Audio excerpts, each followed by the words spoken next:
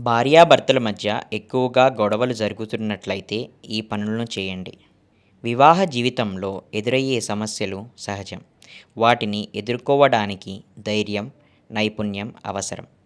ఆచార్య చాణక్యుడు తన నీతి శాస్త్రంలో ఈ సమస్యలను పరిష్కరించడానికి కొన్ని ముఖ్యమైన సూచనలు చేశారు.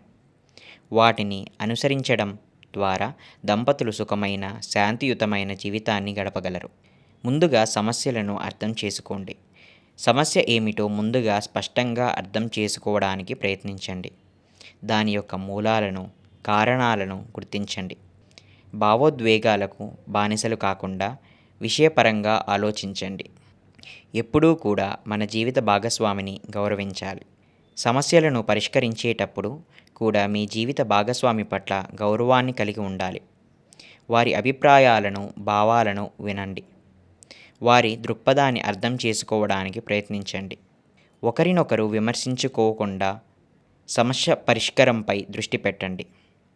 ఎప్పుడూ కూడా మీ యొక్క వాగ్దానాలను నిలబెట్టుకోండి. సమస్య పరిష్కరించేటప్పుడు సంబంధించిన వాగ్దానాలను నిలబెట్టుకోండి. అబద్ధాలు చెప్పవద్దు. మీ మాట మీద నమ్మకం ఉంచేలా ప్రవర్తించండి. దీనివల్ల మీ జీవిత భాగస్వామి మీ పట్ల నమ్మకాన్ని కలిగి ఉంటారు. కేవలం ఆలోచించి నిర్ణయాలు తీసుకోండి. ముఖ్యమైన నిర్ణయాలు తీసుకునే ముందు జీవిత భాగస్వామితో చర్చించండి. వారి అభిప్రాయాలను పరిగణలోకి తీసుకోండి. ఇద్దరూ కలిసి ఒకే నిర్ణయానికి వచ్చేలా చూసుకోండి. కోపాన్ని అదుపులో ఉంచండి. కోపం ఒక వినాశన శక్తి. సమస్యలను పరిష్కరించడానికి అది సహాయం చేయదు. కోపంగా ఉన్నప్పుడు ఎటువంటి నిర్ణయాలు తీసుకోవద్దు లేదా మాట్లాడవద్దు. మీ భావోద్వేగాలను శాంతిపరచుకోండి. ఆ తర్వాత మాత్రమే సమస్యల గురించి మాట్లాడండి. తప్పు జరిగినప్పుడు క్షమాపణ చెప్పడానికి సంకోచించకండి.